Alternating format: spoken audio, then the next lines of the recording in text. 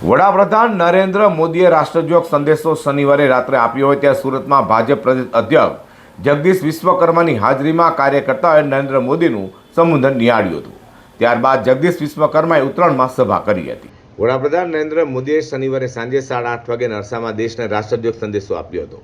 મહિલા આરક્ષણ બિલ લાગુ ન થવા મામલે વડાપ્રધાન નરેન્દ્ર મોદીએ દેશને સંબોધન કર્યું હતું અને વિપક્ષ પર પ્રહારો કર્યા હતા। તે સુરતમાં ઉત્તરાયણ ખાતે પીએમ મોદીના રાષ્ટ્રજોગ સંબોધનનું જીવંત પ્રસારણ યોજાયું હતું। ભારતીય જનતા પાર્ટીના ગુજરાતના પ્રદેશ અધ્યક્ષ જગદીશ વિશ્વકર્માની પ્રેરક ઉપસ્થિતિમાં પીએમનું સંબોધન કાર્યકર્તાઓએ નિહાળ્યું હતું। તો ત્યારબાદ સ્થાનિક સ્વરાજની ચૂંટણી લઈને ભાજપના દિગ્ગજ નેતાઓ અને સાંસદ ધારાસભ્યોની હાજરીમાં ઉત્તરાયણમાં જનસભા યોજાઈ હતી। सांसद विधायक बना सकते थे, तमिलनाडु की आवाज और मजबूत कर सकती थी, लेकिन उसने वो मौका खो दिया। टीएमसी के पास भी बंगाल के लोगों को आगे વડાપ્રધાન નરેન્દ્ર મોદીએ મહિલા બિલ સંસદમાં પાસ ન થતા વિપક્ષ પર દોષ ઢોળ્યો હતો।